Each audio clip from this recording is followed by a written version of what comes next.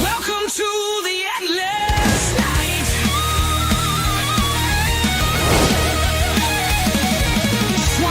Welcome to Real American Monsters. Hello, my friends in Monsterland. Tuesday night, once again on the Untold Radio Network's Real American Monsters. And we're back at the helm. We are back in the chair, and we are in control for the next 90 minutes. And what a show, and what a show, and what a show we have for you tonight. We have two of the original investigators from Mike and Sandy Sell's farmhouse in Texas with us tonight, coming live to talk to you all after about 30 years of silence, keeping everything in. The stuff that I have learned over the last year and a half is incredible. These guys are really special people, and you guys are going to hear a lot of great stuff tonight. They took their stuff seriously. They logged everything. We have so much stuff, and if you haven't guessed it, we are shooting a little documentary on the Cells place with Buddy and Mr. Ken Marvel, and it's going to be a really great documentary. We got help from Mr. M.K. Davis, who's with us tonight also, and Mr. Carl Supp, who is with us tonight. So we have an all-star lineup for you all tonight, along with Buddy and Ken. So I'm glad to see everybody here. Good evening, Mary. Good evening. Oh, Carl's in the chat room too. Carl's all over the place. Good evening, Mr. Northwest Native Trekker. Good evening. Everybody's pouring in. Hello, Sharon. How are you tonight? This is going to be a great show. We have tons of stuff to go through. We have tons of footage to show everybody. It's really amazing stuff that I've got to be part of. Oh, Michael Morgan is on time, everybody. Mr. Michael Morgan is on time. So good evening, one and all. I'm glad to see you all. So let's we got a bunch of people to bring out here. So let's get on with the show here. So our first person we'll bring out tonight, Mr. Buddy Britt.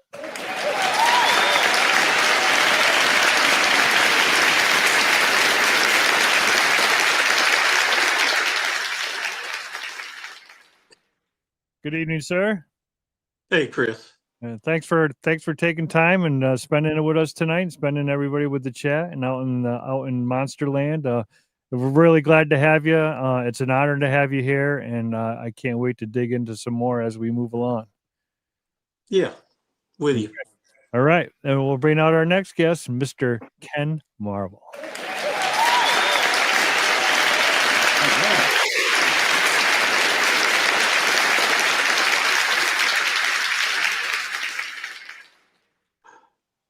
Hi, Ken. Hello, Ken. How are you? Hey, how are we doing? I'm doing well. Well, thank you for coming and again taking time out of your busy schedule. And again, it's an honor to have you also here with us tonight. Thank you, Chris. I appreciate that. Okay. Our next guest going down the line is Mr. Carl Supp. Hey, everybody.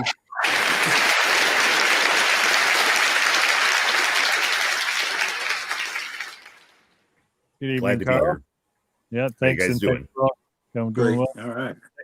Thanks for all your help with everything, and I appreciate you being here tonight also. And last but not least, our friend from MISSISSIPPI, Mr. M.K. Davis. All right.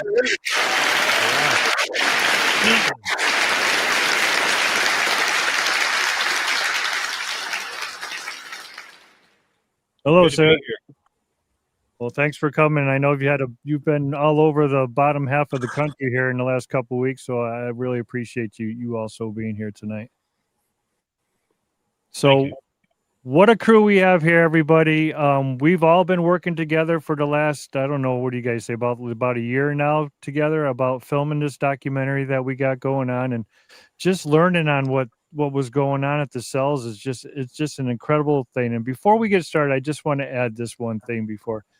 I had the pleasure of talking to Sandy before she passed. I didn't know everybody that was involved, but I got to meet Sandy, and she's a very, very sweet lady.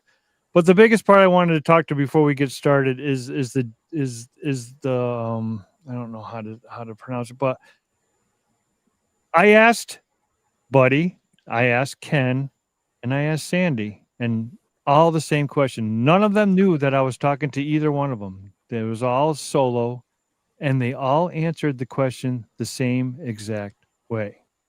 And they haven't talked to each other in years. I knew it was genuine. I knew it was worth, I mean, MK told me it was worth the time and energy to put into all this. And then when I got to meet these guys and they all answered it, it's all genuine. Everything you guys are going to hear tonight is the truth. These guys are 100% dedicated to what they captured. They didn't care if anybody listened to them. They didn't care if anybody paid attention. They did it and they logged it, and they have books upon books and film upon film and evidence upon evidence, and we're going to share some of that with you guys all here tonight. So I just want to add, this is the real deal. These guys are the real deal. What happened at that Texas farmhouse is the real deal, bottom line. So I just wanted to get that out of the way. And again, I thank everybody for being here. So, Mr. Buddy Britt, before we get started, you want to just give everybody a little rundown on how you got involved with the Cells place down there in the first place? Yeah. So it was in the fall of 2002. I was with another group, and we happened to be coming to that area around Pat Mays Lake, or Texas, and we were interviewing a lady who had had an experience years prior. And at that time, there's when I met Mike and Sandy. They lived very close by to this person's residence there in that community, and got to know them and knew that some things were happening on their property. And so I was very interested in that. And so I began to hang around. So this was the start of 2002. 2001, the end of 2001 was when he interviewed this lady. And so 2002, early that year, began to hang around at the property. They showed us some things that had been going on there. That got me where I wanted to hang around there. And so throughout that year, I chose to go up there and visit. I think Ken will say the same thing. He had the same. We got very interested in what was going on at the Cells property, and they were very. They accepted us, and we got to go. And through that year, I began to experience things there that really intrigued me, and so that's how I got started going up there. So by the end of 2002, going into 2003, I was really wanting to be up there a lot and experience what was going on there. That's how I got started. Yeah, and the notes that you read and everything that we've gone through in the pages, it's definitely noted that you were definitely a part of the area, and you always were there, and you always wanted to do the research up there. So yeah, it's definitely highly noted within Sandy's notes about the interest you had and the dedication. Mr. Ken Marvel, how about you? How did you get roped into lassoed in up at the Snells? Yeah, sure. Pretty much the same way Buddy did.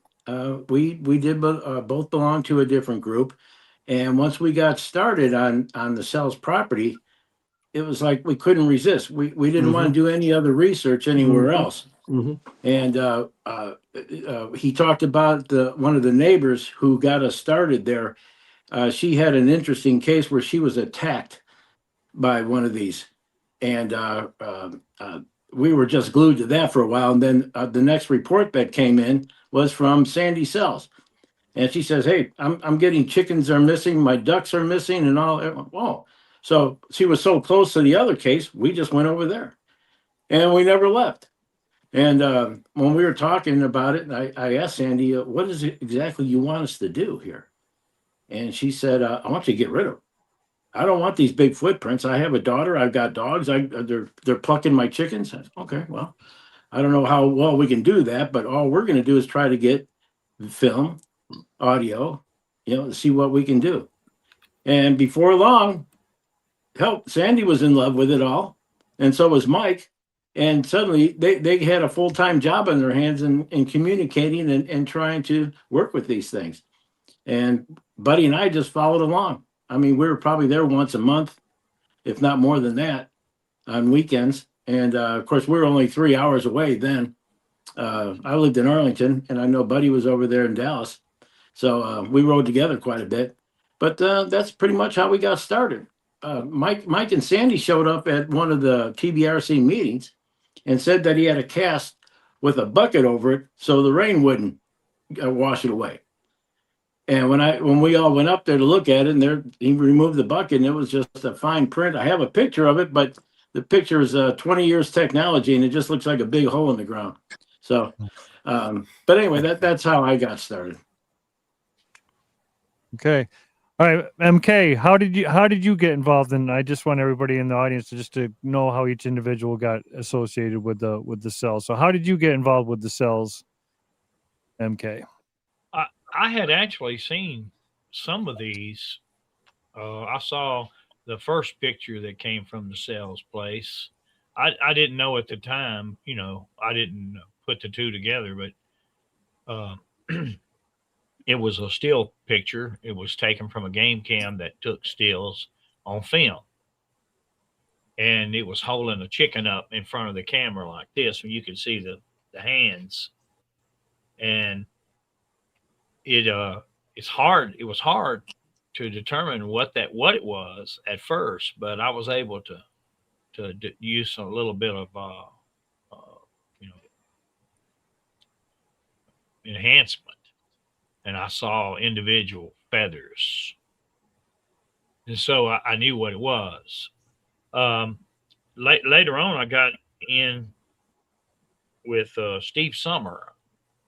I don't know if y'all remember Steve Summer. He's deceased now. And Steve had kind of used his influence with Sandy. He knew Sandy. And he got the tapes, and they had them sent by another individual who was headed back east, and they just loaded them into their car. It was in a big tub, and I met them on the Mississippi River Bridge on the Mississippi side, Vicksburg, and she hands them to me, says, "Good luck." I believe her name was Sally Ramey. And so I, not knowing what was on those tapes, I took them home, and I was off work with back surgery. So I set everything up. I was going to transfer them over to a DVD, digitize them. And it seemed kind of funny to me that, you could sit there and watch the same scene for maybe an hour. And then if you took your eyes off of it, you could miss something that only lasted 30 seconds. That's right. Absolutely fabulous. Yeah. So I just glued my eyes to it and stayed right there. And whenever I would come upon something, I would stop it, and then I would mark it, where it was. And I just went through, I think it was like 50 tapes, maybe, or there and abouts. And a lot of time, but well worth the time. Right. Yeah, you did some amazing work, that's for sure, and bringing out a lot of stuff. And we're going to get to a lot of that footage later on as the show progresses. We've got a bunch of stuff for everybody to see. Some stuff that people probably haven't seen or heard yet, and we're blessed to have that also. So, Carl, how did you get involved with the cells? So similar to MK, I was kind of brought into the email group that he was running with our little cohorts, and as MK was starting to work through those videos, I offered my audio editing expertise in order to try to pull out some of the very faint, talking and so forth that was kind of in the background really on a lot of these tapes. So I worked on a lot of those, pulling that speech and audio out, and fantastic audio. And over time, there was a lot of correspondence back and forth in our email group, talking with Sandy, and then eventually a couple years ago, I guess it was a couple years ago now, right? I actually was in Dallas, and I went up and visited Sandy, and I collected the rest of the tapes, which I still have here, which are going to be digitized soon, and all the casts that they had. So I've got, I'm keeping all of those safe and sound, and so there's more to come. Right. Yeah. So what most people probably don't realize that these guys had hours and hours and hours of tapes to look through. It wasn't just like a little SD card where you had a half-hour thing. They were going through hours and hours, and just to catch 10 seconds, 5 seconds, 3 seconds of fun. And the stuff that hours and hours, and the stuff that they found is incredible. So, buddy, Chris, let me say something. Yeah, go ahead. Yeah, we spent, there were over 1,200 hours of tape. And just and Ken, this, our experience, because we would all take a tape home. Oh, yeah. Like for the weekend, after the weekend was over, we'd have a tape. Because we all shared in listening or finding. Because I remember coming home, bringing that one whole tape that related to the Bigfoot that slams into the tree, and eventually starts playing with the tires and the chain. And it's a 6-hour tape, and it's nonstop through the whole night messing with the tires and chain. But that was just typical. In my case, I couldn't start watching it after my wife went to bed. She didn't want to have anything to do with me doing any of this while she was awake. And so I would stay up hours, and having to go to work the next day. Mm-hmm. But there was always the anticipation of what was on that tape.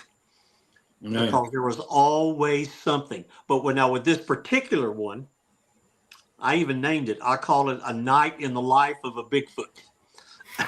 And it was that. We're slamming that tree, doing all the stuff, all the vocals, messing with the tires all night.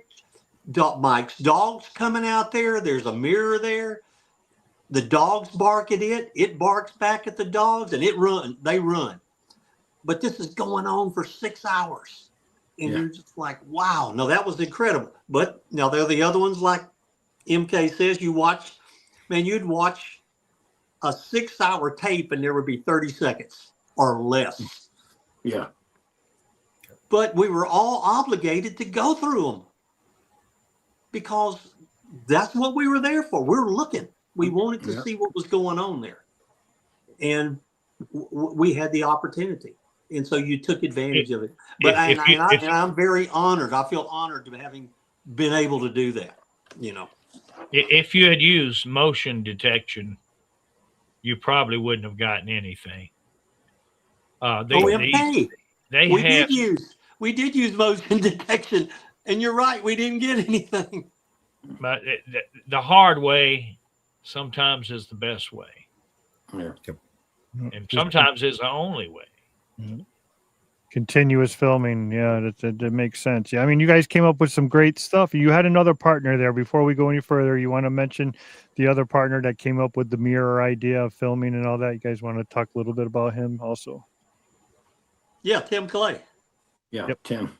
Yeah, Tim was an awesome partner in this the whole time we were up there. Of course, we were all in the same group together that came out of the other group. But we were really dedicated to work with Mike and Sandy on this. And Tim, you know, we were having, you know, we had the cameras up, right? And you were having things happen, but there was a lot going on that you didn't know what was happening. Yeah. And so Tim, you know, it was awesome. He came up with the idea, hey man, let's get a mirror and let's shoot the camera into the mirror and see what's going on behind, because you would have these sections of the video that something's coming up to the camera and making the vocals, messing with it, hitting on it with a stick or something, and adjusting it or touching it or doing something. And you're like, man, what is going on? What is happening behind that camera? Well, he come up with, hey, let's get this mirror and do that. That's when you come up with some great background shot. The one slamming the tree, that's in that in the mirror shot. The one that MK calls Tall Paul and has like two smaller ones like pushing each other, that's in that mirror. And so there were a number of these shots that was from Tim, and he was an awesome partner in doing all this. Very dedicated to be up there. Yeah. Tim was good out. He was good outdoors. He was good in the woods.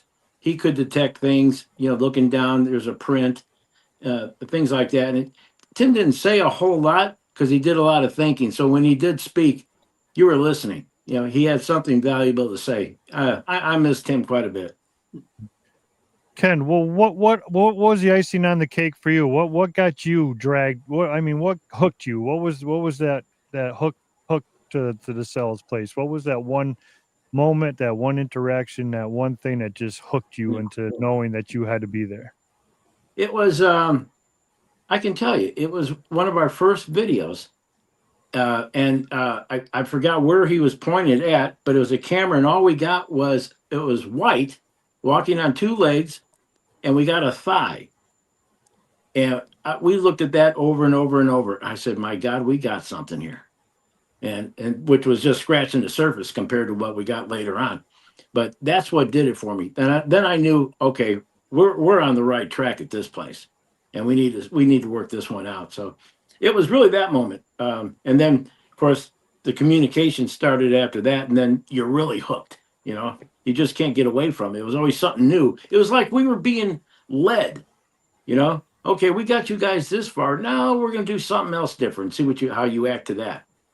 Oh, it was an experience. At first, go with Buddy first. At first, Buddy, what did you think you were experiencing? What did you think was going on?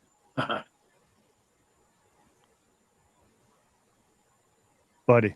Oh, what did I think was going on? Yeah, what did you think at first was going on? Oh, you know, I don't know what was. I mean,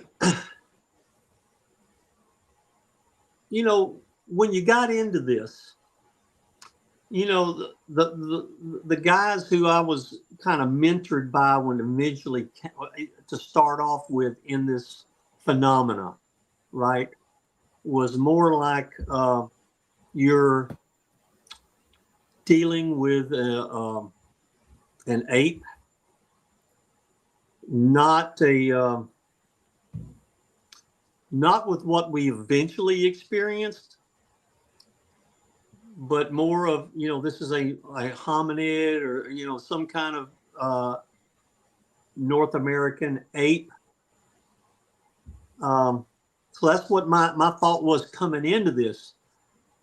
But eventually, as like Ken says, the more we stayed there, and the more we got involved with what the creatures that were there, the clan or whatever, it's like we were being led on to different levels of experience. My initial level, like you were asking Ken, what called him, July 2002, I stayed overnight at the Cells, and late morning, I couldn't go to sleep, but I'm looking out back I'm staying upstairs in their little place. They were great with hospitality.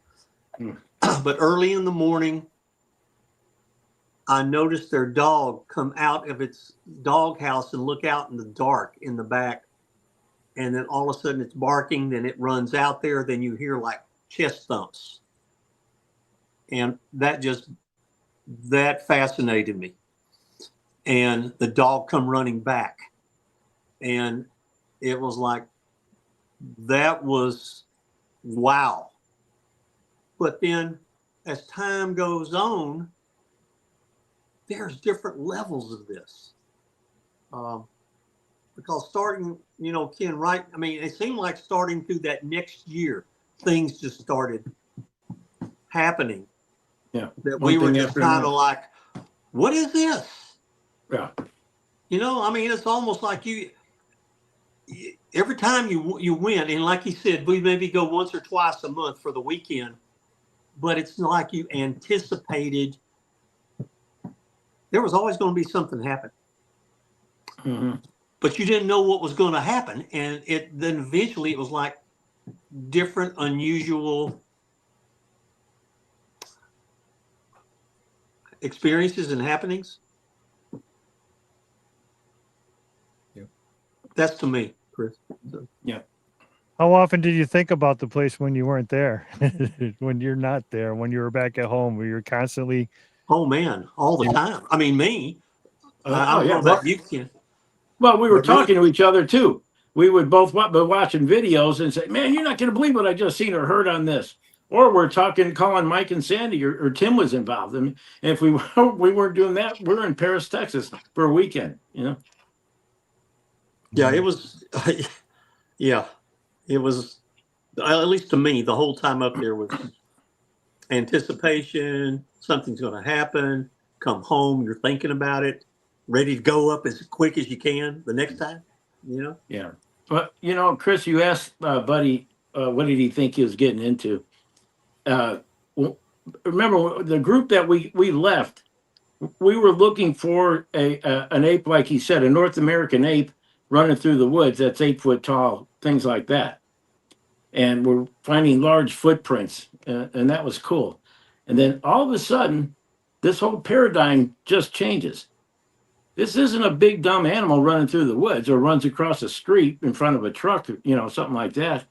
This is something that's writing to us, and they're leaving us notes, and they're being like, "Hey, we want to be friendly with you. We'll correspond with you. We'll intermingle with you. We're going to scare the hell out of you here every now and then."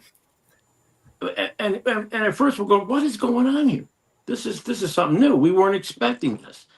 And that's when we realized we got to get an open mind here.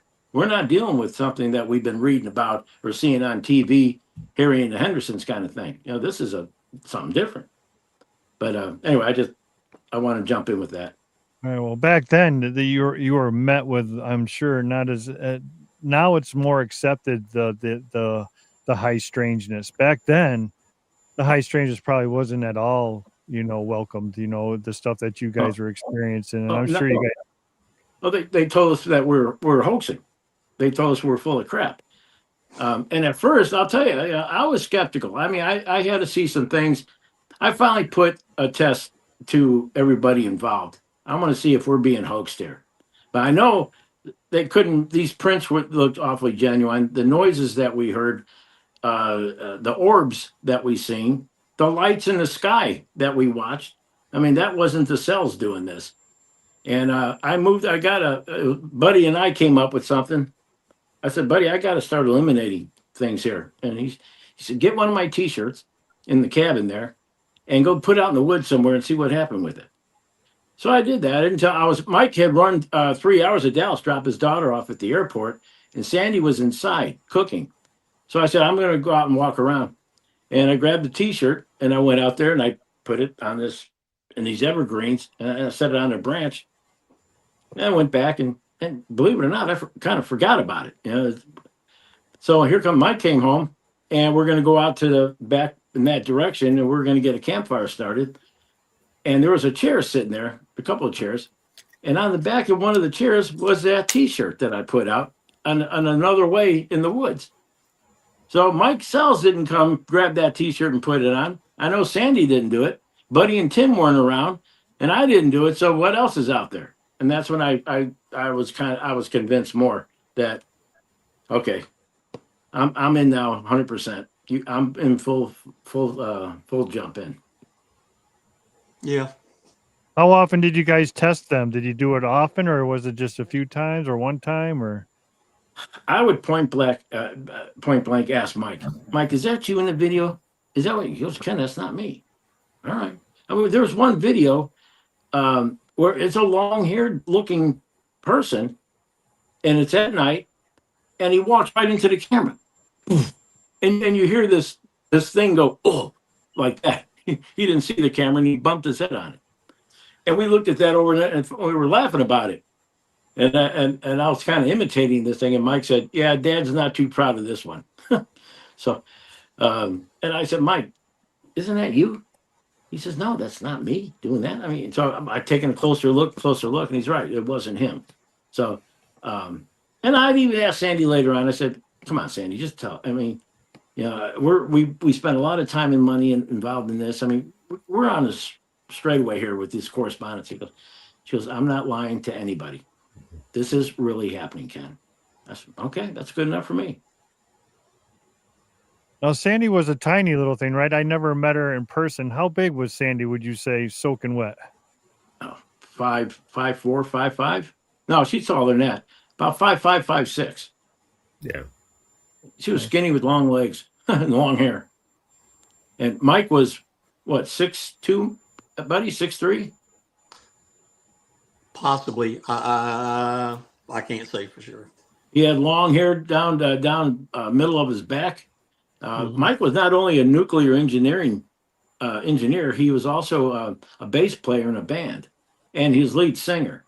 The name of his band was called Tough Stuff, Tough Stuff.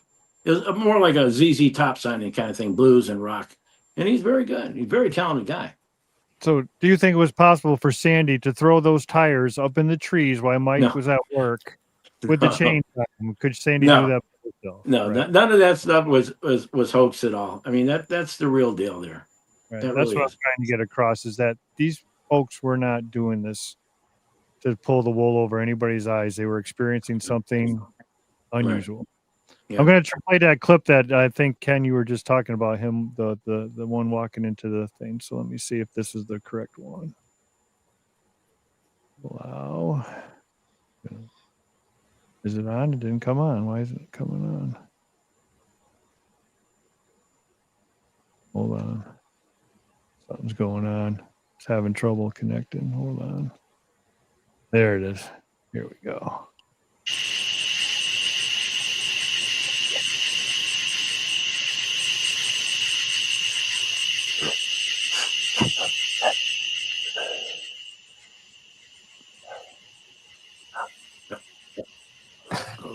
That is a good one. I want to say something about that one. Can I? Yes, sir. Yeah. So you saw the date on there. It said 2001. It was July 4th, 2001, but actually that was 2002. And actually that was in the back of Mike's property there. He had like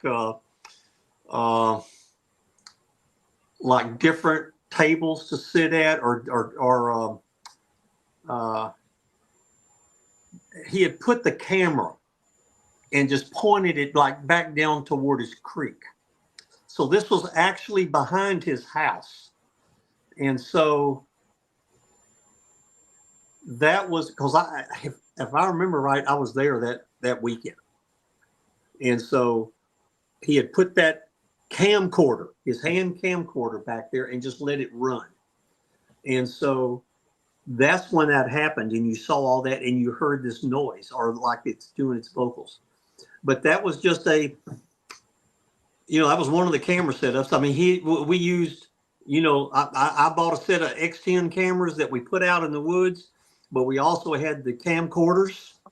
So different ones of us had camcorders also, but Mike had that one, and that's what he set out for that particular. Now that almost looks like the one, Ken, that had the long hair. The other one, like the eye, yeah, with the cow in the background. That's the one I was talking about.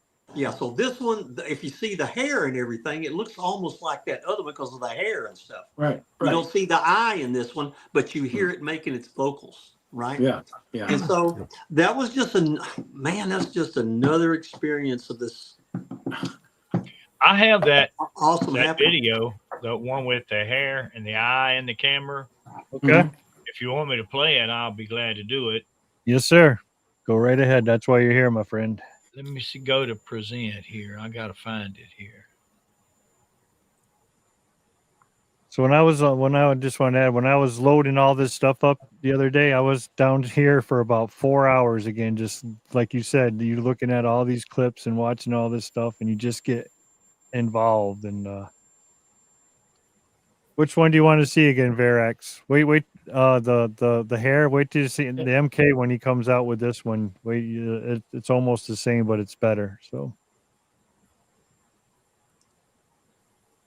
It's just incredible stuff. And then we're going to progress as the show goes on, everybody, because as they were investigating, this progressed and it got very, very, very strange. I mean, and it happened. Very Can you see complicated. the eye? No, you're not. It's not showing anything. Okay, I'm shows that I'm sharing. I think you got to do something on your end, don't you? Oh, you're down at the bottom there. Okay, hold on. Yeah. There you go. Oh, you're good. You guys see it? Yeah. Yep. There's his eye right there. Yeah. Wow. I think down at the bottom there, you got a magnifying glass. You can blow it up there a little bit. MK. I can just scroll. Yeah. Just roll right up on it. Yeah. That's a little too big, but I can see that eye up in there. Oh yeah. No, I've heard people say this is a horse. I mean, I don't understand how that could be a horse. It can't be a horse. Well, they didn't have any horses there. I know that. No, they did not. No, they didn't. Well, now this guy had a name. They called him Whitey. Is that correct? Is that what his nickname was at the place? Who knows what that one is? Yeah. I mean, Whitey was the first one that we first video. I believe that's the one with the white hair and the thigh shot that we got. Yep. So did either of you ever see these guys live at the farm? Did you like have like a Class A sighting at the cells ever? No, Never. No, Buddy and I had something happen to us. It was middle of the night, and we were just sitting out listening and watching, and we heard something running. It came out in front of us about, I can't even guess. I'm going to say maybe 20, 30 yards. It sounded like somebody sprinting through the woods. This thing jumped over the creek, got over to the other side, and turned and came directly at us. And we were both, as soon as this thing started moving, we were just dead silent. We were listening, and it stopped in front behind a tree, which was, Buddy, what, 20 feet away from us, maybe? Not far, because it was along the fence. And we just kind of It didn't froze. We cross didn't the know what to do. And the thing is, I used to carry a firearm when I was out researching, especially in the middle of the night. And I had my, I mean, I was scared to. It scared the death out of me, man. I grabbed my spotlight, and I didn't know if I should grab the spotlight or reach into my coat and get my gun. And I took my hand back out of my pocket, and Buddy and I shined our lights, and we didn't see anything. But I think that was about it. I think we wrapped it up for the night, and we were talking about it later. Like, that couldn't have been. It wasn't a bear. It wasn't a dog. This was something big running like a running back, you know. And we told Sandy the next day, we were having breakfast, and she said, well, I asked Holote to have the younger one, Neshoba. to give you guys a little scare. I said, really? Well, he did a great job. Yeah. Well, let me say something about that incident too. Okay. So, actually, my remembrance, Ken, was that before this happened, this was either Friday night or Saturday out there at the table. Now, we hadn't talked about this yet, but there was a notebook with notes or with questions or asking, because at this point we were having written communication, and I was still bothered by this. And so I decided I'm going to ask a question. So I wrote on this thing about, and this is for us because we knew we were going to be over at that fire at that night that we did it. And I said, have Pelote, have Neshoba come and meet us at the fire, at the campfire. Now, you know, and we're doing this, Ken, or I'm doing it partly out of jest, right? I'm doing it because this is incredible. I mean, what am I doing? You know, writing this, asking this. What am I doing? That's what I want to know. But What we were did you it. thinking? But we did it. Okay, and so now that night or the next night, we're at that fire after 10 o'clock. We're down there along the creek by the fence. But when we heard whatever it was running through those woods, that was incredible. Oh, Because that section of woods was pitch black. That was reserved for them. Mike and Sandy reserved that area for them. And so it was, whatever it was running. And I'm unbelievable. I mean, you and I both. I mean, we're looking and what is this? What's going on? Because however it ended up, if they were close by us along the fence line, behind a tree or wherever, it had to cross that creek. It had to get across that creek. And it's like you didn't hear it stop until it got over to near us and it stopped. Now, what I remember, Ken, is you and I sitting there. I'm looking at you, but you had the view behind me to that fence and your eyes were real big. And we do actually, Ken, I don't remember shining a light because we knew that if we shined a light, that offended them, that messed with them. They didn't want that. But I remember telling you, I said, hey, I'm going to say something. And so I said, hey, Neshoba, come on over here and sit down with us. We got a lot of questions to ask you. Of course, nothing happened. Mm-hmm. But that was just incredible what we heard running, right? Through the woods.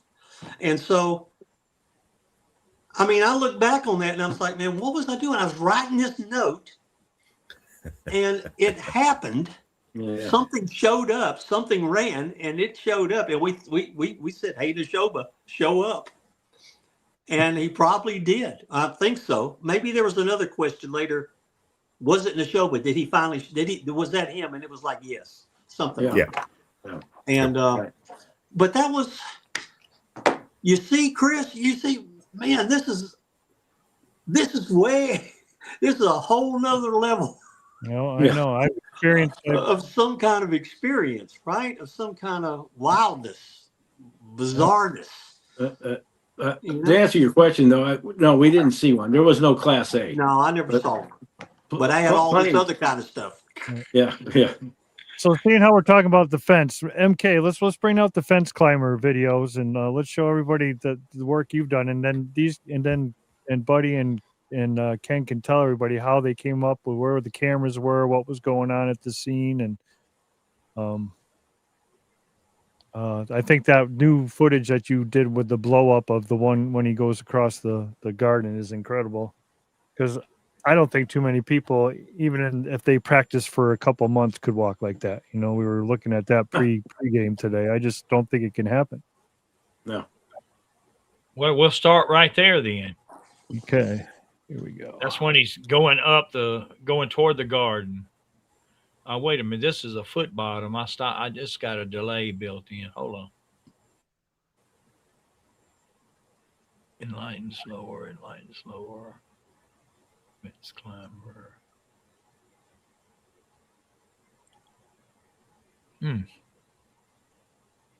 Foot bottom delay. Double foot bottom. Let me try this one.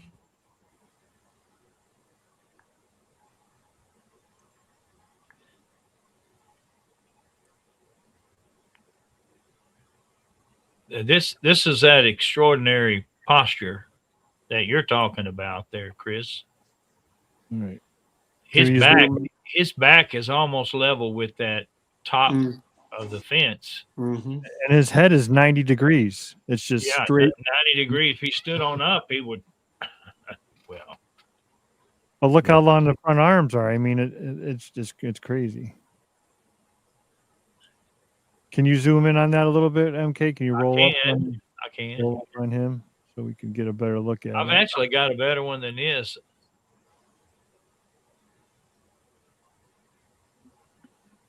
So where was the mirror set up? Because this was filmed through Okay, the mirror also, right? okay. There was no mirror with this one. No. No. This was one of those X10 cameras. We had like 3 out there, and they were They were set in a certain position. And so what you had was one of those cameras was set at that particular position. And I always regretted it. It just wasn't turned just a little bit more to the left, because then you would, when it came back across, you would have got the full shot of it crossing over. You got a partial shot of it coming back. But that wasn't the mirror wasn't at this time yet. Okay. This is like April of 2003. You can see the bottom of the feet. See, you can see them flash through the brush, the grass. It's an amazing anatomy, because the feet appear to be curved,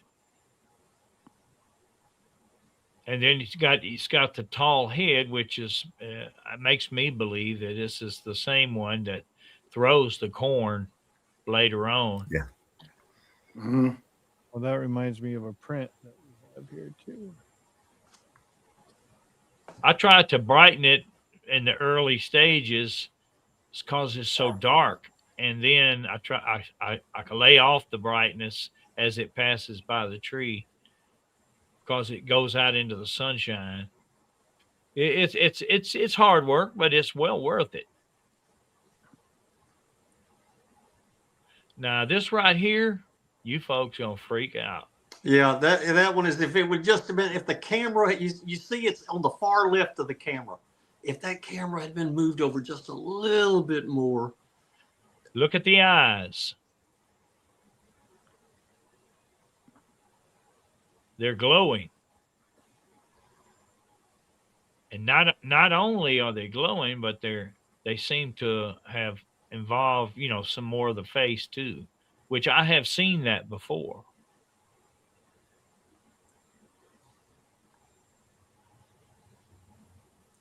So Carl, you actually how tall are you? I'm 6'5", and I stood by that fence, and that was like waist high to me. So, I mean, I could have done it, but it would have. I could have stepped over it, but it would not have been with the ease that this individual did. So, well, when this individual did it, there were 5 strands. When I went there were 4. The top one was broken. oh, so it's even taller. So that does make a difference.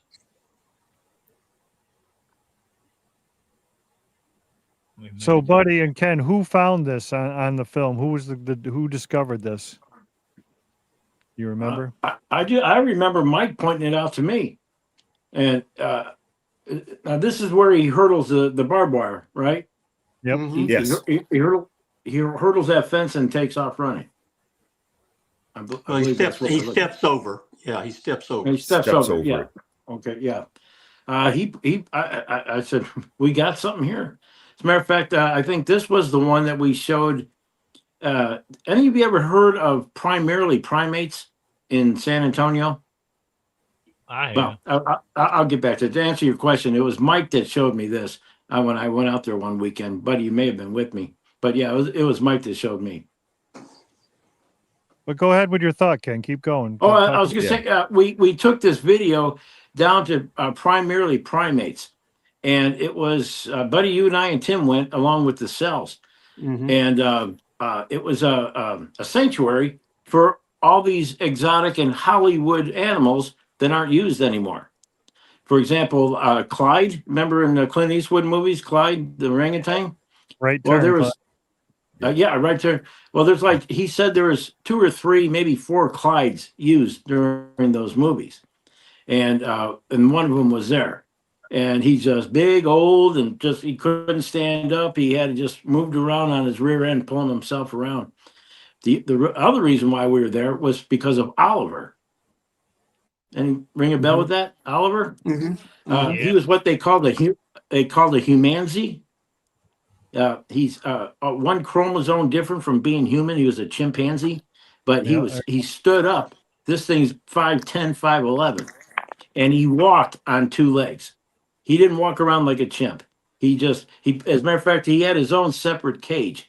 And this guy walked up to him, and he was sitting down, and he said, "Oliver, you want to stand up for these folks?" Oliver pulled himself up, really hurting. He got him, and he stood straight up.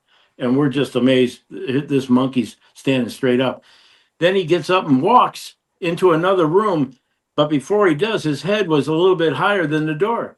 So he had to lower his head to walk into the other room. It was really amazing to see this thing. And the other chimps didn't have anything to do with him. And he didn't want anything to do with the other chimpanzees. But he was on borrowed time. He died like 3 or 4 months later after we had left. So, but anyway, we showed him the video, not Oliver, the other guy, and he's a Bigfooter, and he's amazed. He goes, "Right there, you got something. You got it right there. I'd hang on to this. Don't show a lot of people. This is amazing. This one." So I'm he 5'8" in this particular one, so that may give you another way of measuring. Yeah, there's MK's shoulder height right there. Yeah. He just lifts that leg up and he's over that fence, both legs, boom, boom, and gone. Well, when I saw it, Ken, when I saw this for the first time, Mike had it on his, he had bought like a new TV that had Zoom and all this kind of stuff on it. You could stick you stick your tape in there or whatever, and he could enlarge that, and it enlarged. And when it tossed its leg over, you could see its penis hanging. Oh yeah, yeah. And that was the most phenomenal. I was just like, man. I mean, here you see. Right, we got to keep this PG though. That was just who's faking this, whatever, Right. It was amazing, but with the speed it was moving, it was incredible. Were they putting a sock on there? Sewing a sock on the suit, so what I mean? Yeah, Yeah. It's pretty daring to have your package hanging and jumping over barbed wire. Yeah. That would be problematic. This is probably the most popular of all the videos. More people ask me about this one than all the rest of them. But there's still some good ones. Let's see, I have quite a few. I got one here with Mr. Ken Marvel here. All right. Let's get it on here. I blacked your face out so that I could post it without any identification there. Oh, thank you. And I like this photo because it shows that top. Let me start it again. Shows the top strand of barbed wire. And then on the left, it's coming back down that strand. It's the same. It's 5 too. See it? You see it bumping over it. I don't know, how tall are you, Ken? 5'10". 5'10". Yeah. So what would you say that top strand is? When I stood up to it, it came up, above my waist. So, like at my gut. That's where the top. I don't know if that was the 4th one or the 5th one, but that's where it came up to on me. Let me. So this thing had to be well over 6. He's well over 6 foot. Oh yeah. Oh yeah. Sure he is. I have another way of measuring it. Let me see if I can find it. So while we're looking for more pictures, guys. When did the language start being introduced? When did you guys start figuring out that somebody was smart enough to start leaving you messages? How did that all come about? And now the progression is, continuing, getting more powerful as it goes along. When did you guys first start seeing that? So Ken, I'm going to say something about that right quick, and then you could tell me if I'm right or wrong. Okay. But to me, what happened seemed like Sandy. We had a blackboard that Yep. was put out there in the woods, That's what I was going to say. and the first communications to me was in pictures, some kind of pictures. Like she drew a picture of her family, of she, Mike, and Emily. Like on the blackboard, drew, and then later you come back out there and there were Bigfoot drawings of, remember the kind of cone creatures Yeah. I that had remember their what you're eyes saying. and, had their, you could tell the males by the female, the difference because the creature drew the breast for the female and a upstanding penis on the cone for a male. Let's cool it with the penis, buddy. But that's how it is. That's Yeah, and well, I so, mean that's biology. so you Yep. had Yeah, I know. I'm just. you had this kind of, there was some kind of, that was to me, that's what I remember, some kind of initial communication with a blackboard. Somehow we were talking like maybe we put a blackboard out there and see what happens. Yeah, that's You that's remember? how. Yeah, that's how it all started. It was Sandy who did it, and she went out there with a blackboard and left chalk. And don't forget, this is where we got introduced to Ogham. Oh, that's Yep. right. Was Yeah. when they started doing the stick figures in the Ogham, and Mike was doing his best to respond back in Ogham, and then we're all looking up what the hell is Ogham, and then wow, it's something that the natives used to communicate with the Europeans when they were first coming over. Okay. So, I want to say something about the Ogham. When we were going up there, now this is again 2003. So seemed like between February, April, May, somewhere along there. Mike, now this is where this mind stuff somehow. He was into watching like a documentary on Ogham. And then he got,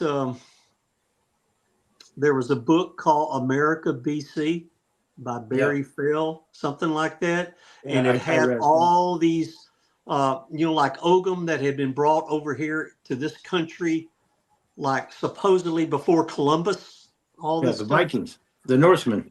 Yeah. And so it had like East Coast Ogham, and maybe some of this Norse had come into the Midwest and it had Ogham.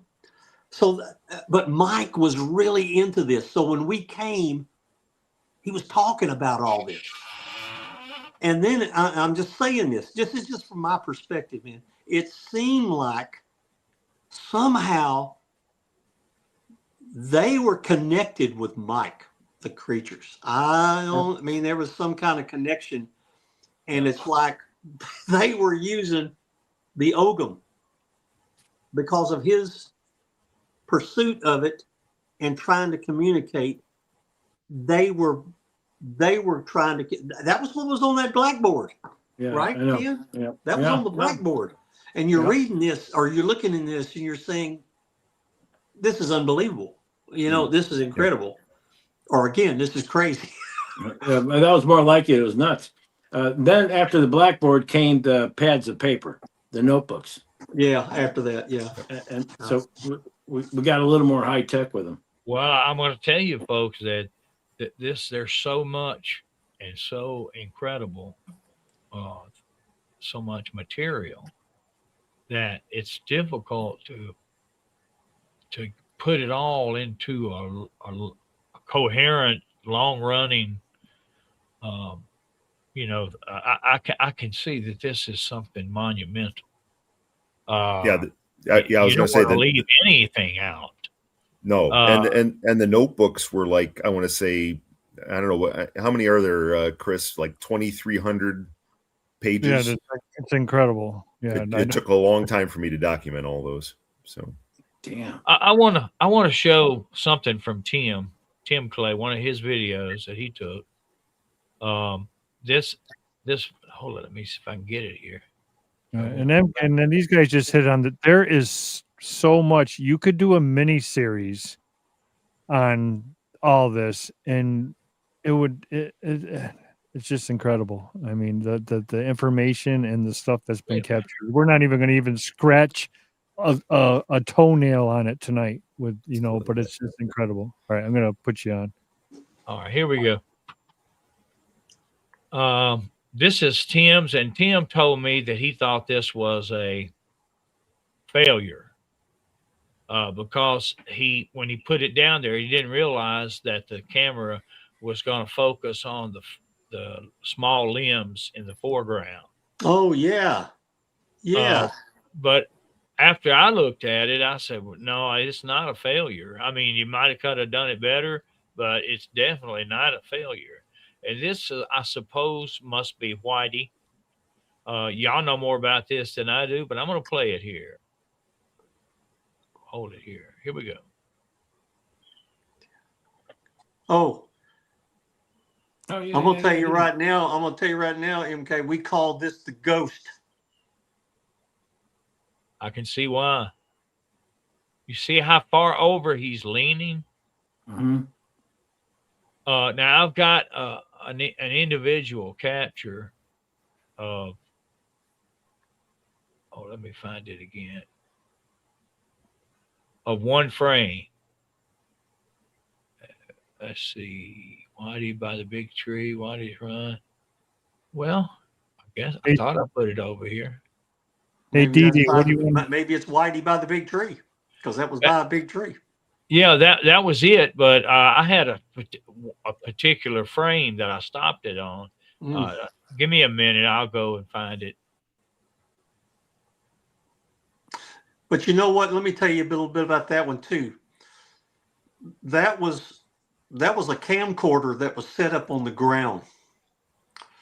And so if you see the whole thing, like if you watch that whole thing, you'll hear that, it's trying to focus, right? And you'll hear it like whirring in and out because of those limbs. That camera had problems. I've seen that camera in more than one setting, and it would move and shake the image internally. Yeah, but it still worked. Yeah, but it made noises and stuff. Now this right here is I want to show this to you because it's one of the reasons why it's not a failure. He turns around to walk straight away from the camera, and you start to see. You see his crack. Yeah, that's exactly right. And that's not something that's built into a suit. I got one that's a little better than that, actually. Let's see here. Whitey's we're gonna have to have a PG-13 rated version, and then we're gonna have to. Sorry, guys. Buddy, you're getting graphic That's not tonight. it either. I had I concentrated and did enhancement, and you could see it so much plainer. But I guess I failed to move it over to my Louisiana comparison. Whitey on all fours. Whitey. Got lots of Whitey. Yep. So the next day, after this is discovered, I think Mike eventually goes over there and stands at that spot. And it's like 7 foot is what it is. in relation to where he's standing by there at the same spot.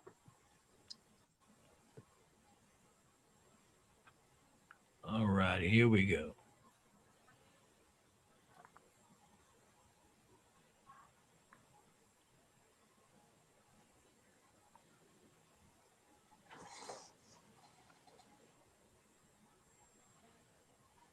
Now let me just enlarge. I don't know if you can see it good right there. I have a better version though, but when I saw that, I knew, you know, beyond reasonableness that it was indeed an authentic video. Yep. And that's all it takes. I mean, you're looking for something that will give you that information. This does. It's an amazing set of videos. We got a request for you to play the whole fence climber just one time through, if you could. MK, just go. All right, let me go back to it here. Show it one time through.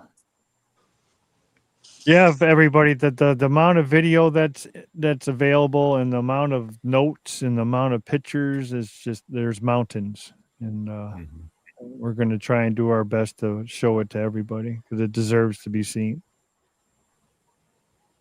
Yeah, and there's still a bunch of footage that's going to get digitized too, right? Right, yeah. All those tapes. I showed the whole thing. It takes too long because there's a lot of space where nothing happens between the two walking toward it and walking them back from it. Yeah, just play the one that comes back and walks over the fence. That part. Yeah, that one. Here we go. Here comes DD. Look at him. This is ridiculous. Look at how big his legs are. I mean, come on. Yeah. Man, look how he swings when he comes over that fence. One more time we'll watch it because it's incredible. It's probably one of the best, best of all time right there. Yeah, that's a good one. And there's the sock. One more time. If you look carefully, everybody, you can see the sock. Who saw it? I've got an enhanced version of that too. Yeah. Well, we'll save that for another show. Okay. Yeah, can you show the one where he's husking the corn? Yeah, I think I have that one here. That's a pretty good one. Let's see. Let me go back to my. So for everybody that doesn't know Ogham, you guys can look it up. You can Google it. You can see it, but it's basically lines with lines on each side of a line, and they have their own meanings. They have their own lettering, and that's what they were using on the ground. And to this day, you'll see in people's sites, you'll see that Ogham on the ground, and it definitely leaves sites for people to. It's not the corn throw. Look into it. Let's see. Yeah, and that's OGHAM. Right. Yep. I mean, there's an app on your phone you can even get, and it downloads onto your phone, and you can bring it out in the forest and try it at your own areas and see what happens.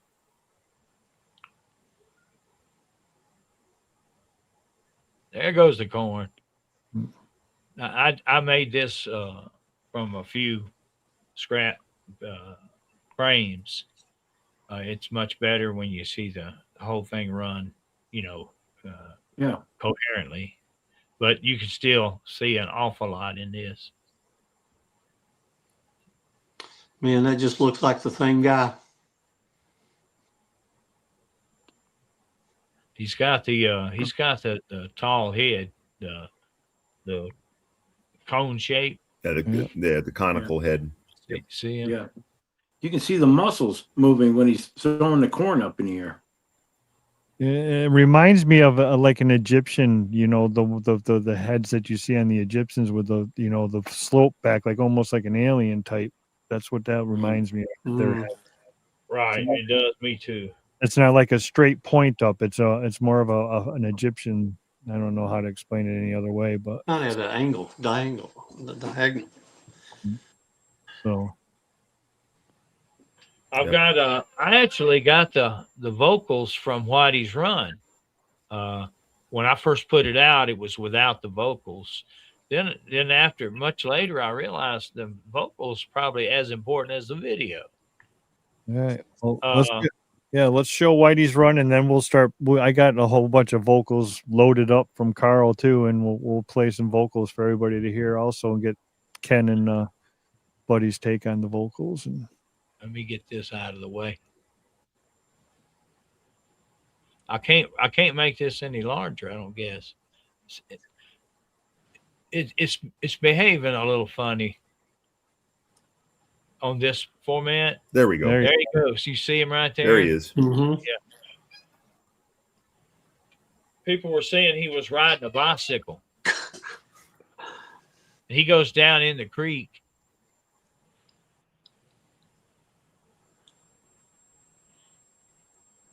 when he pops up the other side and goes back up into the woods, there he goes. Well, he starts off quad too. He starts off on all fours when he goes into that first clump. I'm gonna turn the sound up. Like a runner getting ready to sprint.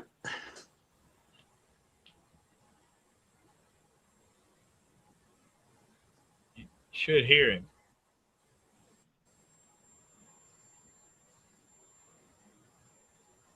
They're not hearing anything really. There he goes. Oh, heard something. Hut the hay. I actually recognize the vocalization somewhat.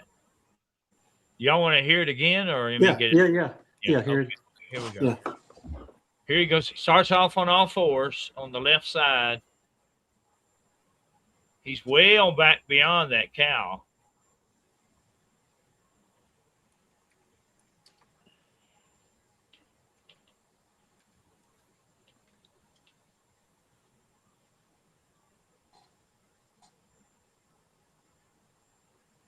Goes off into the creek. That's like eight steps to go across that whole section there. And look at the size of the cow. That's pretty good gait. Yep. Now he's walking back down on the right side behind the trees. You can see him. And then he disappears out of the field of view, comes back up closer to the camera, and then vocalizes.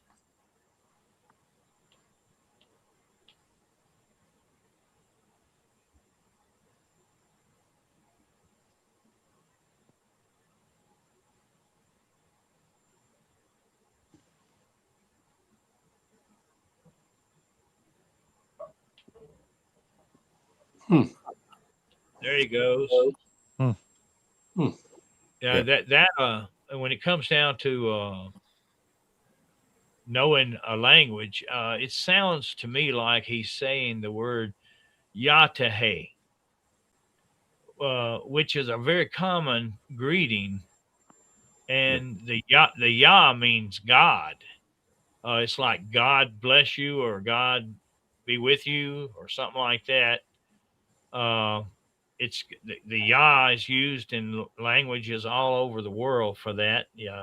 Yahweh. Mm-hmm. That's another example. Let me get this back up here. Uh-oh, did I lose him? No. Here it is right here. No, just pan and zoom right here. Watch this. It's kind of hard to watch. It's a little too much sharpening, but watch it anyway. Oh, he's taking off. Because I got something that after he makes his run that I want to surprise you guys with if I'm guessing the right file here. Riding his bicycle, goes over a bridge. No. That's what they say, went over a bridge. There. Now, I found these pictures that I took. Yeah. They were, and you can see how deep this creek is. Uh-huh.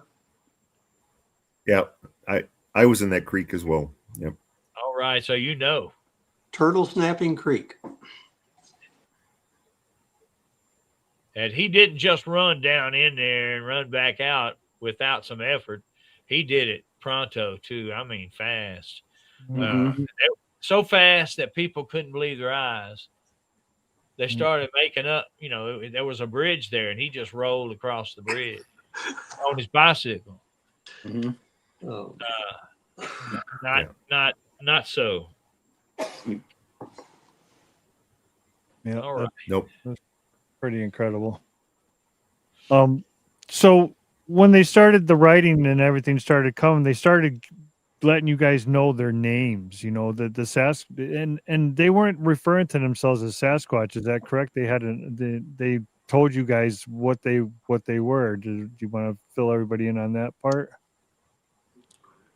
There was the old ones. They call themselves, or the ancient ones. Were the ancient ones or the old ones? Ancient. ancient ones. Ancient Yeah. ones. Yeah. Which telling us that they've been there a long time. We figured out, or Mike did, trying to translate the Ogham that they were giving us to Haloti and Andan for Andan, Sumac for the other female, and Ashoba for the young one. So Yep. that's how we kind of figured it out. Whether that is what they really call themselves, we don't know, but that's what we figured out.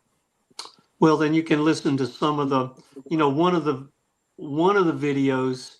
We tried to stick a camera in a doll, right? And Yeah.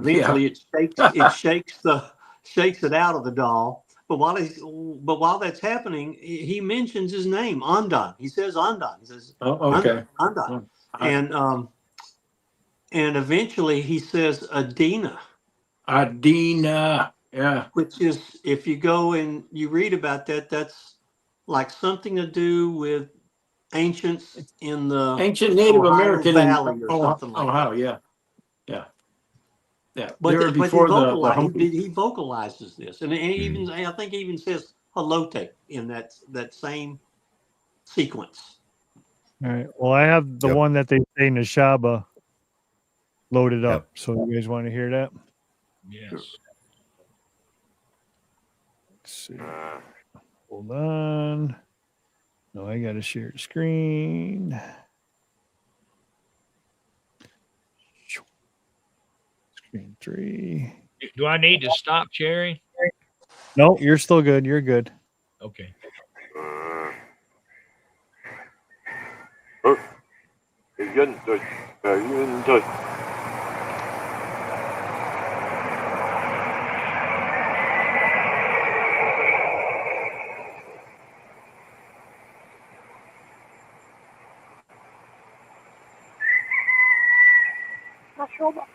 Nashoba.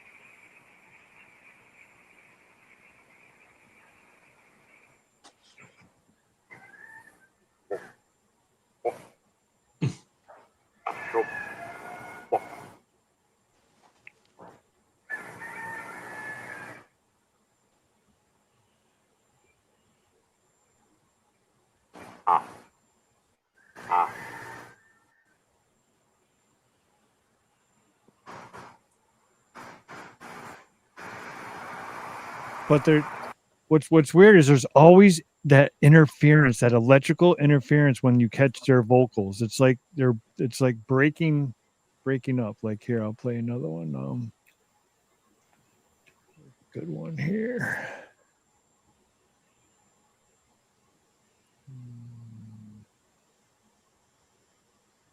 Which one do you think, Carl? Tell me which one you want to hear. Oh gosh. I don't know. There's a great one where it's actually imitating a crow. You got that one loaded up. But there's also that one where it says Chakawia. That was interesting. All right, so here's the crow one.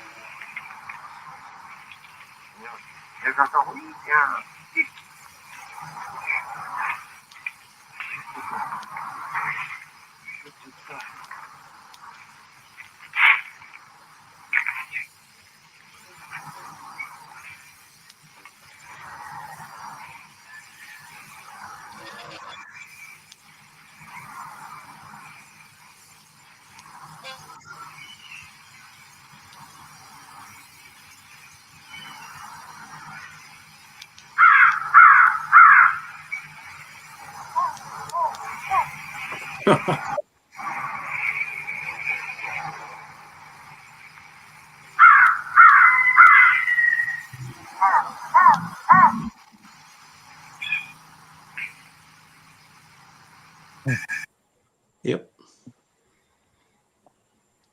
Pretty. Yeah, I love that one. That's kind of creepy. Yep. Well, there's the one I think it's called Angry. I don't know if you got that one handy there, That's- Chris. I hope that's the one I'm thinking of. Yeah, where it beats on the shed. Where it's out by it's out by the table, the picnic table that Mike had put the metal, and the thing shakes all the metal, right? Yeah. Makes Yep. shell. But that's out near the picnic table, and for some Oh, okay. reason, because Mike had enclosed the picnic table, and I don't think it liked that or whatever, whichever one. Is that one the woo woo? I think. Yeah, the No. bad one. Yeah, that's the it. bad one. The rogue. Oh, here we go. Let's put that on the stage. That up. Here we go. He also sings.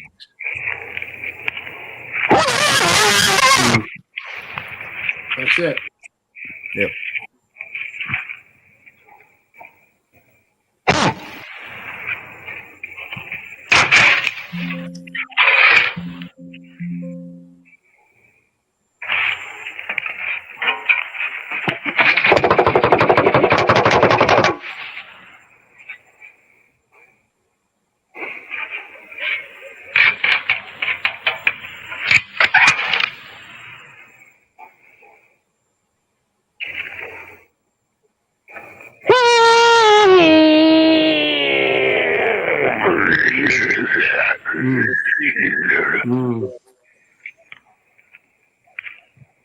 Bad boy.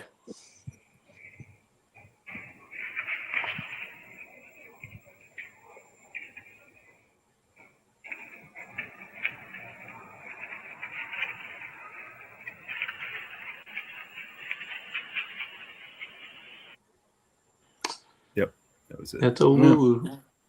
Yep. I'm guessing he didn't get his dinner. Yeah. Or he didn't like that fence. I remember being- hearing that for the first time.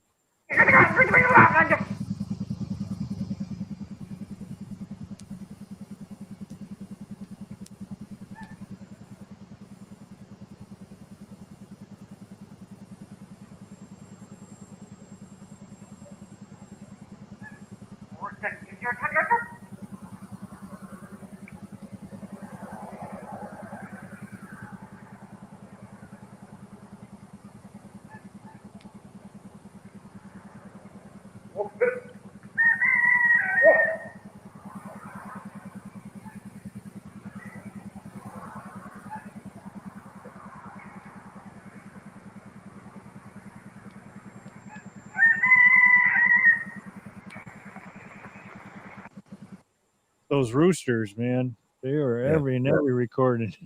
Oh yeah. Oh yeah, yeah. Well, it was interesting. There was one audio I know I worked on where there was two having a conversation. One was further away, way further away from the microphone than the other individual, but they were talking, and you could tell it was two different voices. And then it got quiet for a little while. And as I worked on that audio, that's where I started feeling ill, and finally I isolated that infrasound. There was infrasound in between in that silent area, and I isolated that and then bumped it up. And I mean, I swear it sounds like a didgeridoo more or less, but it definitely had a fluctuation between about 15 and 18 hertz. So it sounds like a hummingbird. Yeah. Before it's boosted. So yeah, it's I wonder where that came from. Yeah, exactly. So we are already 90 minutes in like this, and we didn't even blink an eye, and we didn't even really touch on anything here. There's so much to touch on, and I want people to be able to ask questions too. Yep. We even some of the footprints. Let's have Carl. I'm going to pull Carl up here and show you some of the gas that came from the property. Yeah. So. Wow. Yep. Mike had a bunch of those. Yep. And this one's super interesting because it actually has it's really not an arch. It's like a double plant, but toe slide as well on that one. And then this one's pretty flat across. So if everybody can see that, but yep. And I have to tell you, I'm sure I have you guys to thank, but inside most of these casts are like tent spikes or 16 penny nails and so forth. So when I actually wrapped all those carefully and I took them through TSA, you would believe my heart dropped when I saw the X-ray image of all those prints in my carry-on. And I had to convince them that I would not be breaking down those prints on the airplane. The nails out. It was funny. It was my most entertaining TSA moment for sure. They broke one of mine. Yeah. They left me a nasty note saying they had the right to do it. Wow. Oh, really?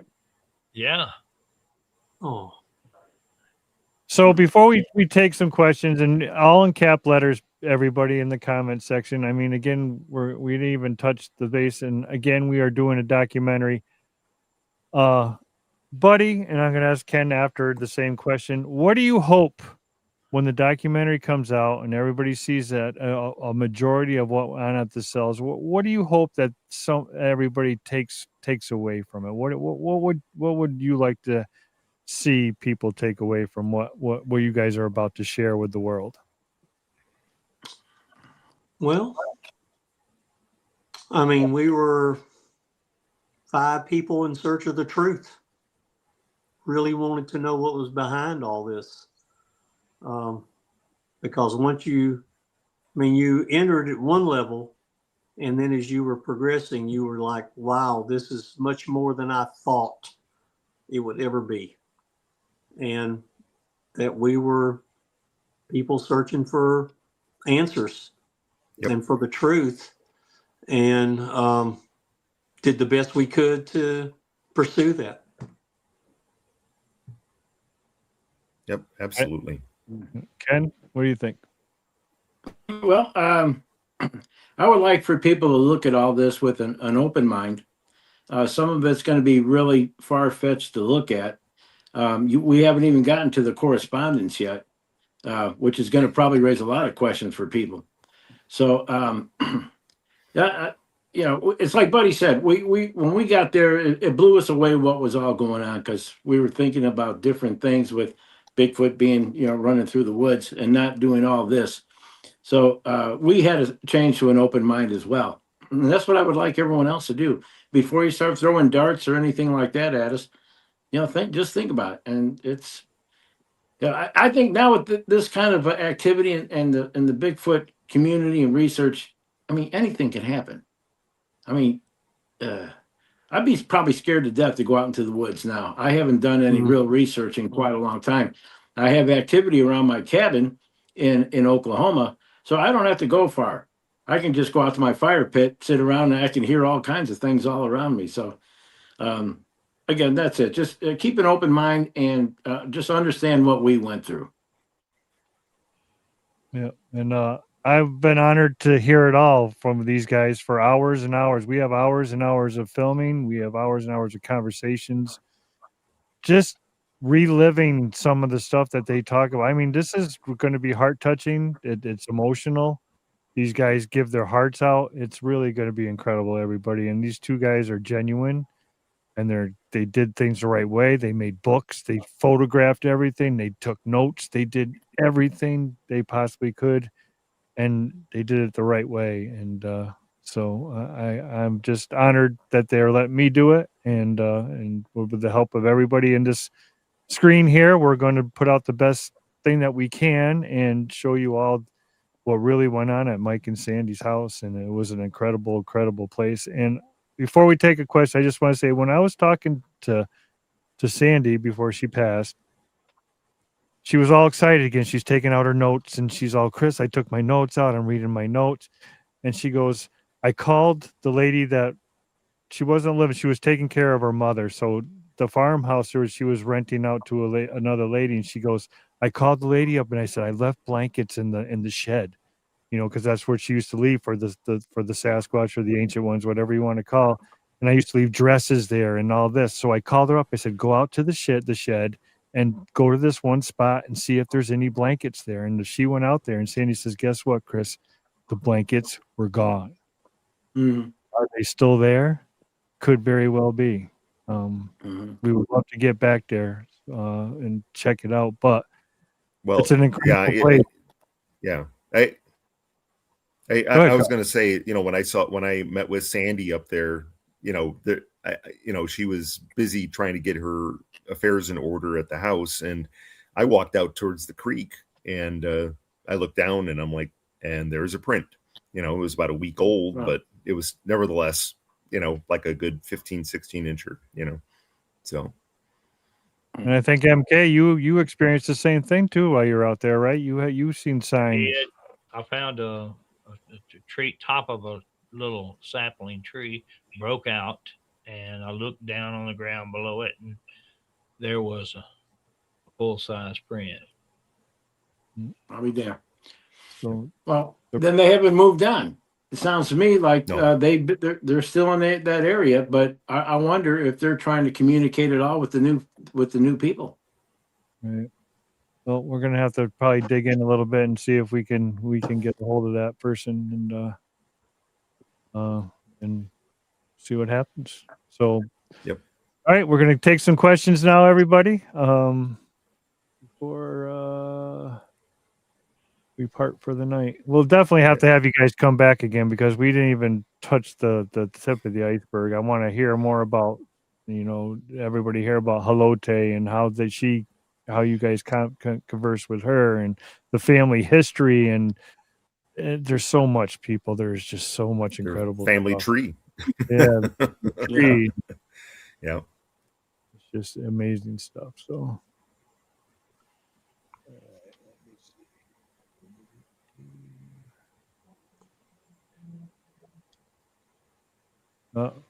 Flat Rock Lane asks, who owns the property now, and are you all still allowed to research there? So that's I don't know. I don't think anybody knows who owns the property. And when's the last time you guys were both on the property? The last 2004 for time me. for what was Ken? What was it? Oh no, I was when she was moving. I forgot. Yeah, I stopped by there when she was packing up the house. She was having people were coming in and out real estate my sales. answer. What she was having. Yeah, for me it was fall of 2004. So when you guys ended it, did you end it because you were just done and just was done with the Sasquatch, or did things get out of hand for you, or did it get to be too much, overwhelming? Why did you guys stop going to the property? Ken, Go ahead, I think buddy. I left before you, right? I think I left before you. Okay, you might have. But when I bought the property in the Kiamichis is when it ended for me. But Mike, remember Mike and I split that first five acre lot, and because him and Sandy only wanted 2.5, I said okay. So I just bought the other 2.5. So our priorities kind of changed. I mean, Mike and Sandy still had their activity on the farm, but we also had activity up by us in the Kiamichis. So that's when my mind changed right there. Mine in 2004. Of course, we didn't talk about any of this tonight, but eventually it got to a level that I was not comfortable anymore. And so I pulled out all my cameras and I just didn't want to, the way that we were being led felt like, we were being led. I wasn't comfortable going in that direction. And so that's when I left. That's when I pulled out. But I have to say, those several years were fascinating. I experienced things that I never thought I would experience with this phenomenon. And I've been off and on doing things over the years, leaving there, and have had kind of similar experiences in different other areas. But right now, I think I told you, Chris, I'm just I'm really out of it right now. So I'm not wanting to do anything, but I will share my experiences of that time period and what I went through. But I definitely, I came out because I was uncomfortable eventually. That's a good, honest answer. Someone asks us how are you guys being led? How are they leading you down this road?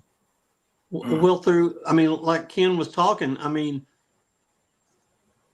you initially thought these were apes in the woods and you were just trying to discover them.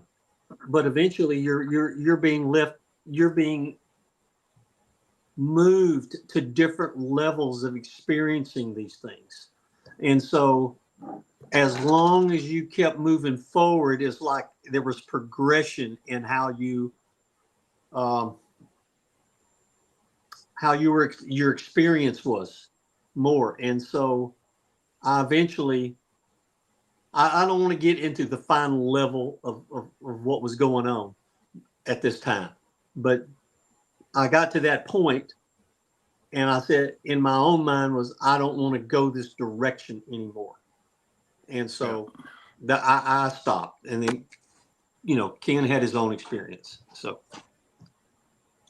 Gotcha. And then the phenomenon followed Ken and everybody up to the cottages, and you guys had experiences up there. It's very what we powerful. found out. What we found out with that, it's kind of funny. They would leave the property there and go, and Sandy asked them where they go, and they drew a map, or Helote drew the map of crossing a river, and then mountains after that. So when you cross from Texas into Oklahoma, you cross the Red River, and the next thing you have are the Kiamichi Mountains. And apparently that was their little resort that they got away from on weekends or something. Yeah, And It was timeshare. he had a couple of weeks off of work and went up for a vacation. my wife and I were looking at the property up there, and I called Sandy, or Sandy called me and said, "You're not going to believe this." Halote wrote a note for me saying she saw, I forgot, she had a name for me, dark Bright hair, eyes or shiny something. eyes. Yeah, shiny Yeah, eyes. something like that, dark hair. And she said, "I seen dark hair, shiny eyes with his woman." And Sandy just laughed, said, "With his woman. Tell Kelly, you're his woman." Yeah, that was kind of neat. So then I knew they were there. And it was something, I mean, after that, Mike and I were just experiencing some things. Okay, this is kind of weird, but this happened. Mike had a tree out in front, one of the trees out in front of his cabin, and I had a walking stick, and somehow I lost it. I'm always misplacing something. And I said to Mike out loud before we're going in the cabin for the night, I said, "Boy, could sure use a walking stick. Maybe I got to find a good one up here." That night, the next morning, I wake up, and Mike and I walk out at the same time, and there, up against a tree, is this stick leaning that was just a perfect walking stick for my height. And I said, "Look at this." He goes, "Hey, all you got to do is ask." Yeah, that's what Mike said. "Just ask, and here it is." I'm going, "Do you believe this? It wasn't there yesterday, and I used it the whole time." That's when my cap was missing. I had a Houston Oilers cap, and I set it down somewhere, and next thing you know, it's gone. So Mike and I were doing things, and I'm laying out stakes where I'm going to put my new cabin up there. And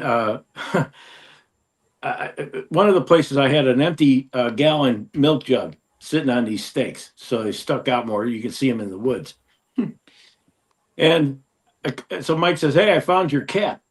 So he walks me over where it was, and the cap was sitting on one of these milk jugs, and somehow it looked like he had punched holes, or there was dirt making eyes, and the handle was the nose. You could see it right away. I said, "I'll be damned." They are creative, these things. I want to Oh, yeah. mention this.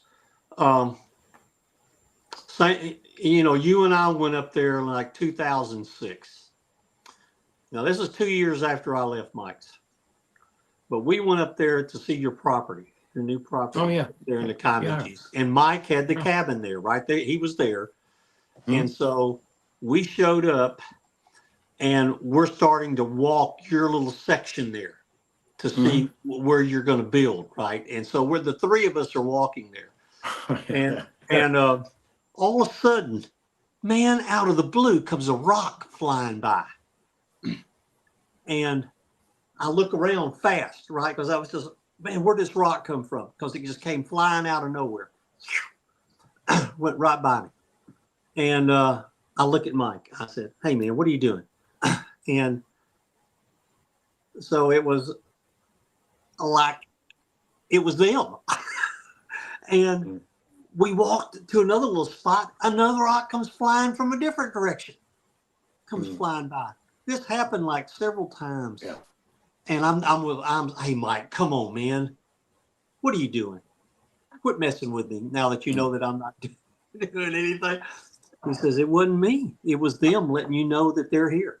And I was like, "Well, I believe it, because it happened." I mean, I saw them. The rocks came flying by me, and but not like aggressive to hit me, but it let them be known. So even 2 years later, I'm out of this, but they're there. Yeah. And it's that group. It's that clan. Yeah. Your question was, how are they leading us? They would also, in writing, this is how, when we were reading their correspondence, the thing about sometime place, or asking them, where'd you come from? And they would draw Earth with the moon or sun and stars. Which someone said they're talking about the Pleiades star system. That's where they came from. Well, who knows, right? But that was one of the things they're leading us. So next thing you know, you're trying to figure out what she meant by sometime place, or why is she drawing this constellation? They're from outer space. What? And those kind of things. That's how we are being led. Yeah, that'll be the name of the documentary, but it's called The Sometime Place. Yep. Mr. Steve Wolf asks, were any of you ever being followed home after you left the cells? Mm, I think we were too far away. yeah. Yeah. No, I was never followed home. Not in Back to the spirit. Dallas area, no. Because I live like an hour and a half away. MK, well, what's the greatest thing you've taken home from all the information that you've learned from Buddy and Ken and Mike and Sandy and all the stuff that you've gone through? What's the biggest thing you've taken home? Well, it caused me to change directions in my thinking. I was very ill prepared when I went there for what I would learn.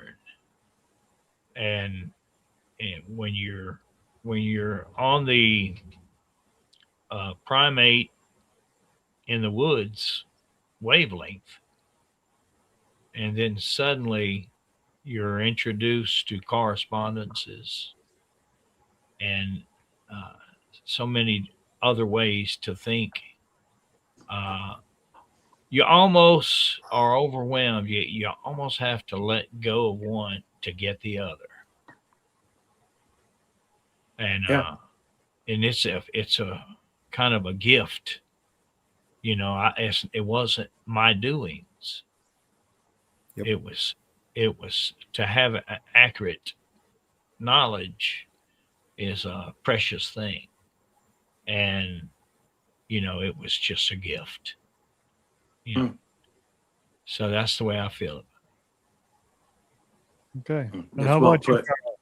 Oh, yeah, it changed my entire approach, just like you were saying, on how to how to research and that interaction and that level, and like I said early on in my search, I was always trying to trick them and hang up cameras, and I finally ended up just enjoying the interactions more, just like the journals documented. But I do encourage everyone, though, to do some research on Ogam, because even in Arizona, I've found, I'm hiking along and there's some Ogam on the ground, not just ground glyphs, okay, which are prevalent as well, but actual Ogam written on the ground. It's like, why are there parallel sticks laying on the ground?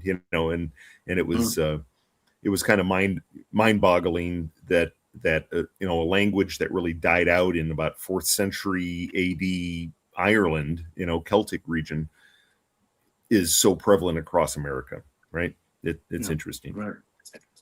Right. All right. Well, I got one more last question for Buddy and Ken, and then I'll let them go, and we'll let everybody get on with their night. Would you guys ever go back to the cells and camp again and spend a week there? Would you ever, if the opportunity arose, would you guys do it?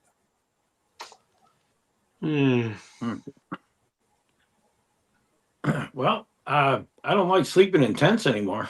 It hurts my back, but I would throw a tent up. I slept in their tent a few nights and their cabin out in the back there, which I don't know if that cabin still exists. Would I go back out there?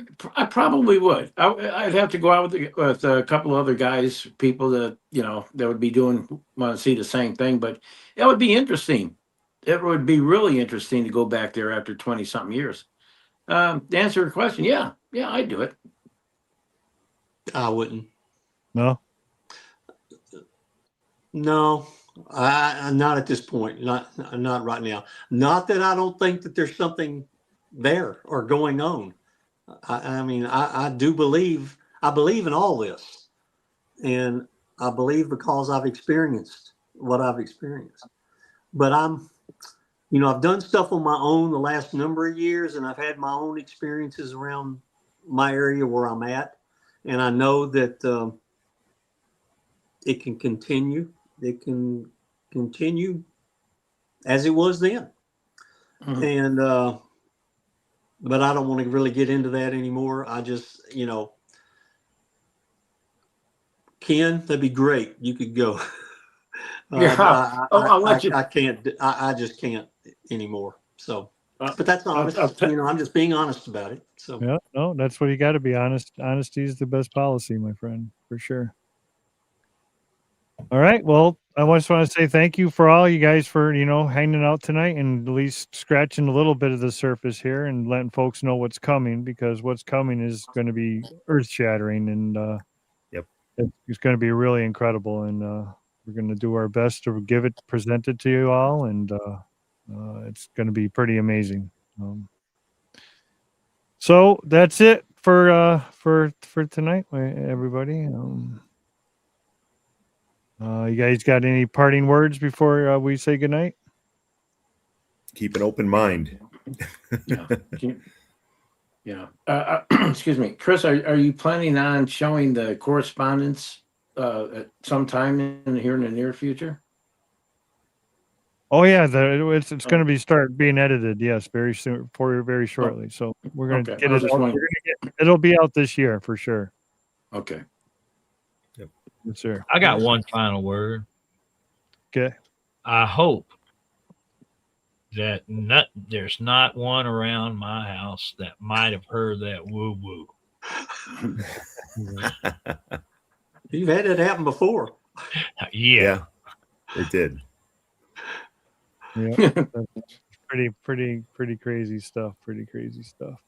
All right, guys, I'm going to just put you backstage. I'm going to say goodnight to everybody, and then I'll be right back to say goodnight to you all. So just hang out for a little bit, and I'll be right back. Sounds great. All right, everybody. The panel or from the Sometime Place, the cells to, Buddy and Ken, the original investigators from the place, and, MK Davis and Carl Supp. Thanks to everybody tonight. Appreciate all you, and I'll see you backstage in a couple minutes.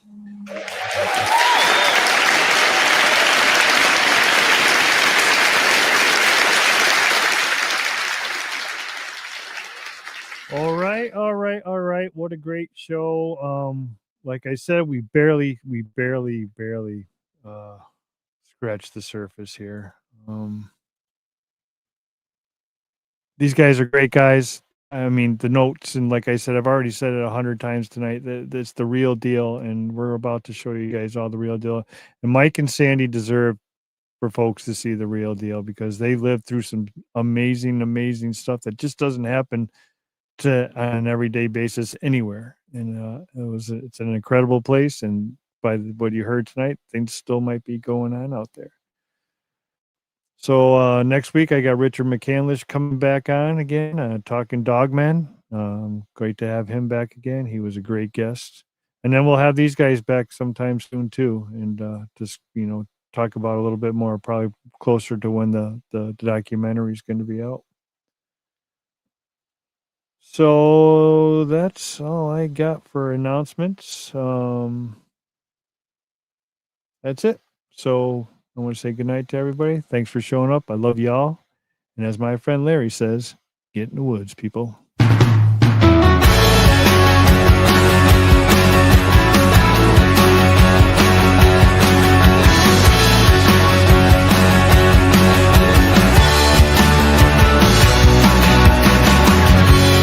Out of my head, out of bed, still sleeping.